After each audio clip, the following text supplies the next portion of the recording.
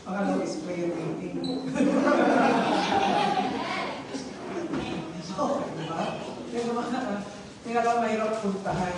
Tapos, meron din pala kayong tanungan. Ano ba ang gusto niyo unahin? Pero, yan naman ako kung uunahin. Gusto niyo ba unahin din ang tanungan? May mga ganun kasi ibang group na gusto nila din unahin ang tanungan para mag-set ng tone. Okay? Depende po sa inyo. Pero kung gusto niyo unahin ang teaching, okay po ako sa leadership na matagal ko na rin siyang ginagawa.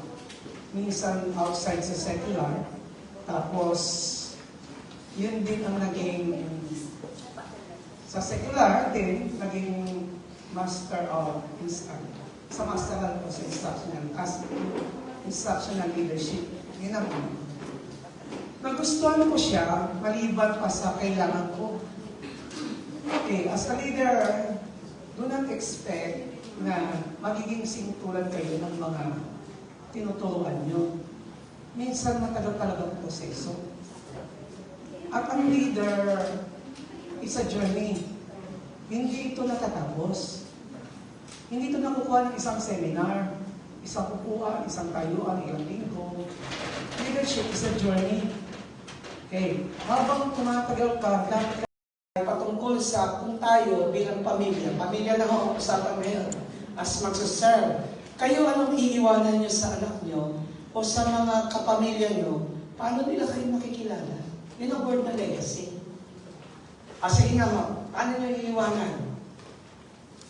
Di ba ganun naman ang legacy? Pag sinabing legacy kasi, meron kaming gustong iwanang pangalan. Dito kami makikilala. Ito kami, pamilya, Ayala kami. Ay, hindi. Ayala. Baka timalik ka lang. Ayala. Pag sinabing legacy, pumunta ako sa Santa Barbara. Tinanong ko, ay, yun yung manginginom? Di ba identified kayo kagad? Makikilala kayo kagad kung ano yung in-establish nyong behavior dun sa lugar na yun. Tapos, nahusgahan na yung susunod mo pang salinlahi.